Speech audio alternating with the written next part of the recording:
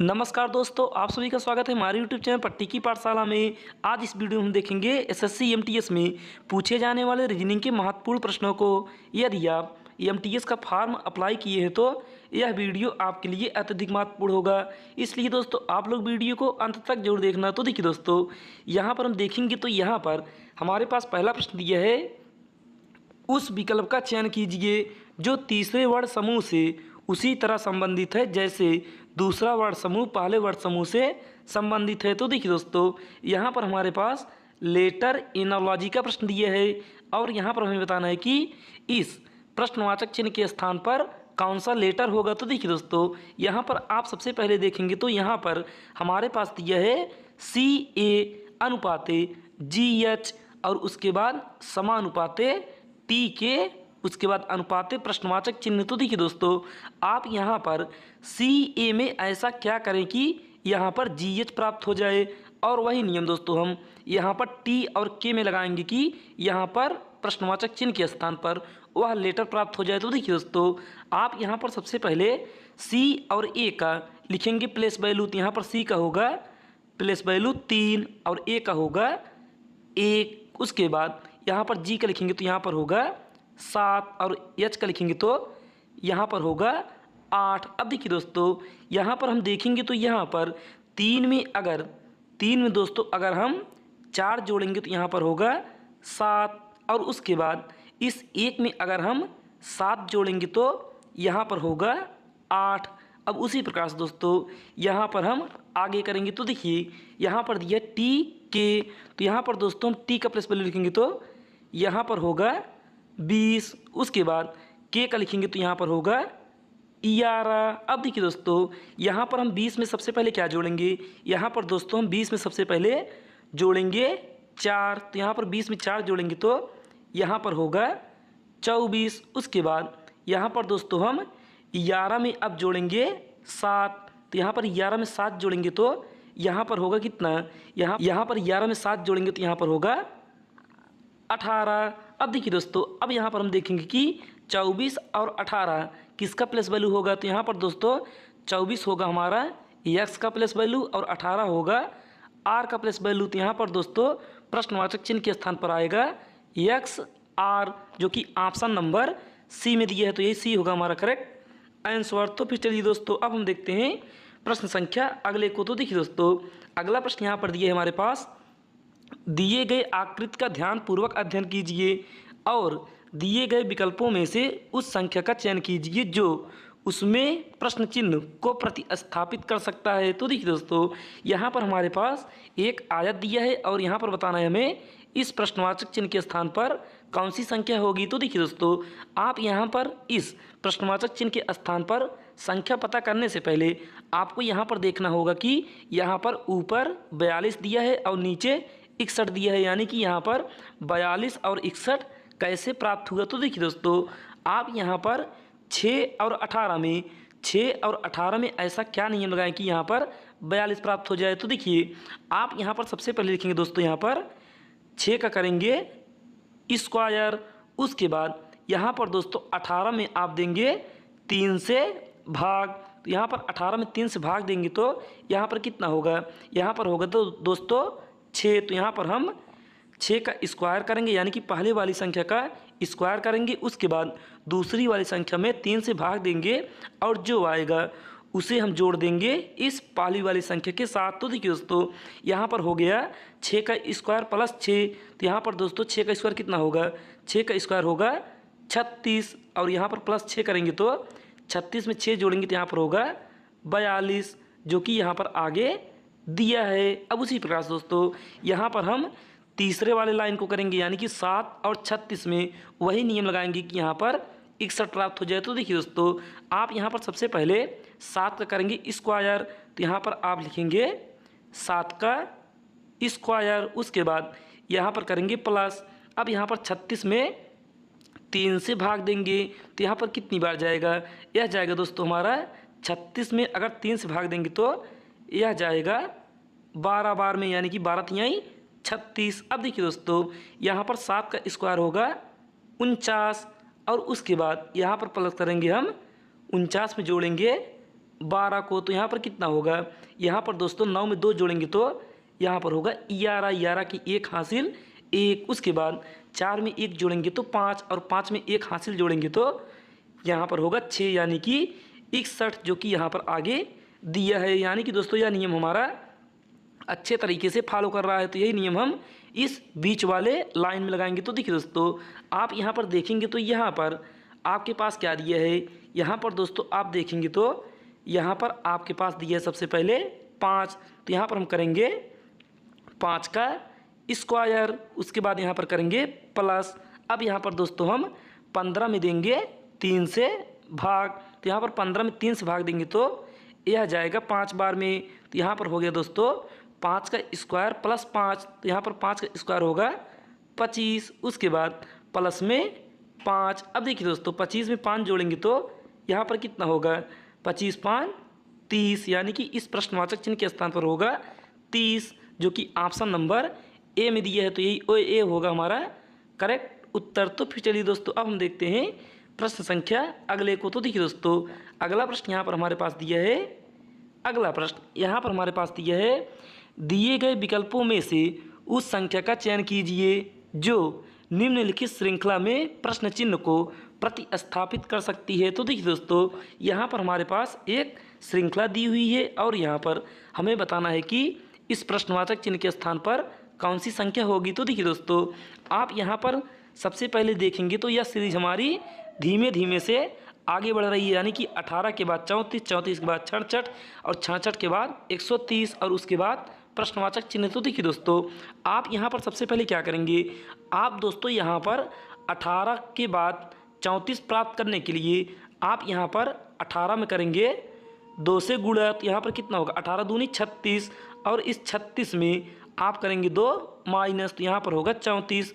उसी प्रकार से यहाँ पर हम 34 में करेंगे 2 से गुणा, तो यहाँ पर कितना होगा, 34 दूनी यहाँ पर होगा दोस्तों 68, और 68 में अगर 2 माइनस करेंगे तो यहाँ पर होगा 66। यानी कि दोस्तों देखिए आप सबसे पहले 2 का गुणा करेंगे, उसके बाद 2 का माइनस करेंगे, तो यहाँ पर दोस्तों हम 130 में 2 का करेंगे गुणा, तो यहाँ पर कितना होगा, यहाँ पर दोस्तों 230 में 130 में 2 का गुणा करेंगे तो यहाँ पर होगा 0 6 और 2, यानी कि 260।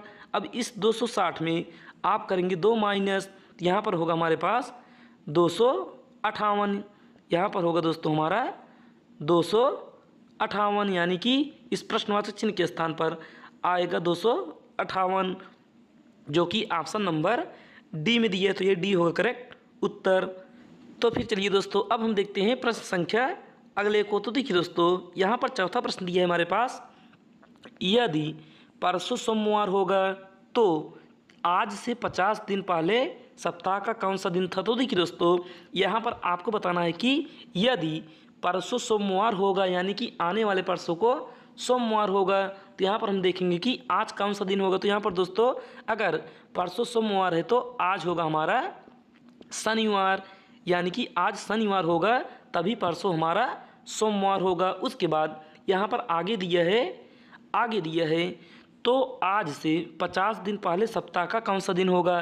तो देखिए दोस्तों यहाँ पर हम क्या करेंगे, यहाँ पर 50 दिन न जोड़कर यहाँ पर हम 50 में 7 से भाग देंगे, क्योंकि सप्ताह में टोटल 7 दिन होते हैं और वही दिन बार बार रिपीट होता है। तो देखिए दोस्तों आप यहाँ पर अगर 50 में 7 से भाग देंगे तो यहाँ पर शेषफल कितना बचेगा, यहाँ पर दोस्तों 7 सता 49, यानी कि शेषफल बचेगा 1। तो देखिए दोस्तों यहाँ पर शनिवार में आपको एक दिन पीछे जाना है, क्योंकि यहाँ पर हमसे पूछा है पहले। तो यहाँ पर दोस्तों हम शनिवार में एक दिन माइनस करेंगे तो यहाँ पर आएगा शुक्रवार, जो कि ऑप्शन नंबर दोस्तों हमारे सी में दिया है। तो यही सी होगा करेक्ट उत्तर। तो फिर चलिए दोस्तों अब हम देखते हैं प्रश्न संख्या 5 को। तो देखिए दोस्तों 5वां प्रश्न यहाँ पर दिया है, समीकरण को गणितीय रूप में सही बनाने के लिए किन 2 चिन्हों को आपस में बदला जाना चाहिए। तो देखिए दोस्तों यहाँ पर हमारे पास 4 ऑप्शन दिया है और इन चारों ऑप्शन में से कौन सा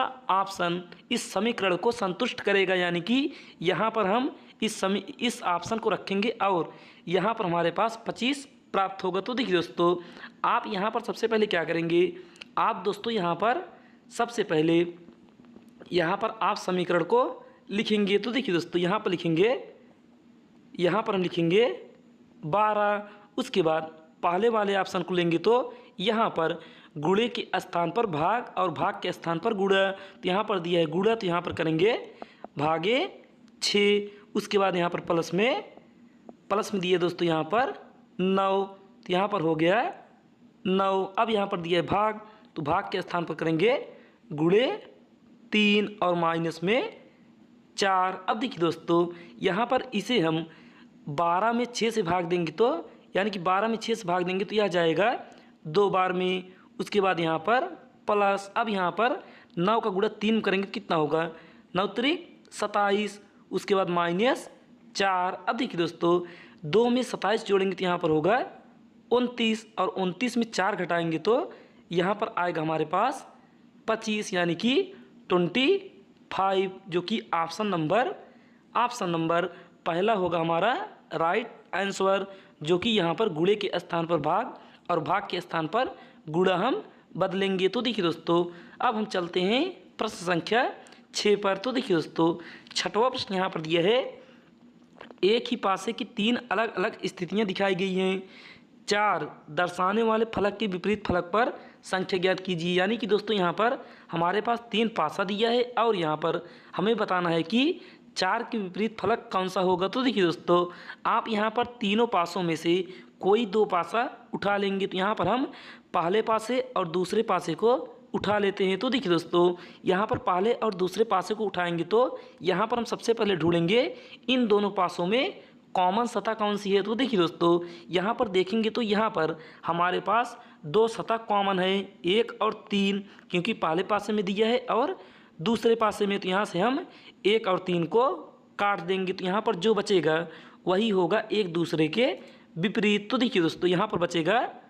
यहाँ पर हमारे पास बचा है 5 और यहाँ पर 4, यानी कि 5 के विपरीत होगा 4 और 4 के विपरीत होगा 5, यानी कि यह एक दूसरे के विपरीत होगा। और हमसे प्रश्न पूछा है कि 4 के विपरीत फलक कौन सा होगा, तो यहाँ पर दोस्तों होगा 5 हमारा राइट आंसर, यानी कि 4 के विपरीत फलक होगा 5, जो कि ऑप्शन नंबर बी में दिए है, तो ये बी होगा करेक्ट उत्तर। तो फिर चलिए दोस्तों वीडियो अच्छी लगी तो वीडियो को लाइक करिएगा और चैनल को ज़रूर अपने दोस्तों के पास शेयर करिएगा। अब हम देखते हैं प्रश्न संख्या 7 को। तो देखिए दोस्तों 7वां प्रश्न यहाँ पर दिया है, एक पुरुष की ओर इशारा करते हुए एक महिला ने कहा, वह मेरी माता की एकमात्र पुत्री का पुत्र है, वह पुरुष महिला से किस प्रकार संबंधित है। तो देखिए दोस्तों यहाँ पर सबसे पहले हमसे कहा है कि एक पुरुष की ओर इशारा करते हुए एक महिला ने कहा, तो यहाँ पर दोस्तों बनाएंगे सबसे पहले एक पुरुष को, क्योंकि पुरुष है तो इसे दर्शाएंगे हम चतुर्भुज से। उसके बाद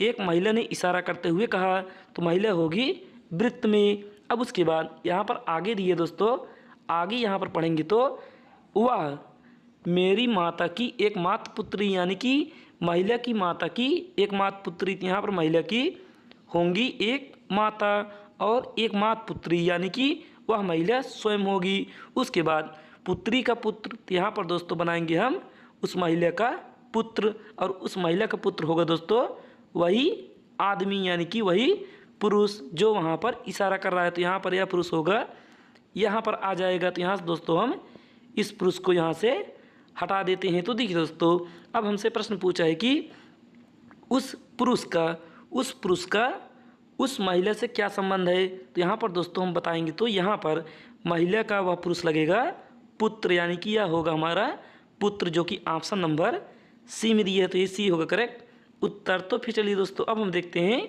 प्रश्न संख्या 8 को। तो देखिए दोस्तों 8वां प्रश्न यहाँ पर दिया है, 5:10 पर घड़ी के घंटे और मिनट के सुइयों के बीच का उल्टा कोण क्या होगा। यानी कि दोस्तों यहाँ पर हमें बताना है कि इन दोनों के बीच का मध्य कोण क्या होगा। तो देखिए दोस्तों अगर आपसे इस तरह के प्रश्न पूछे तो आपको यहाँ पर सिंपल एक फार्मूला लगाना है, तो वह फार्मूला होगा 30H।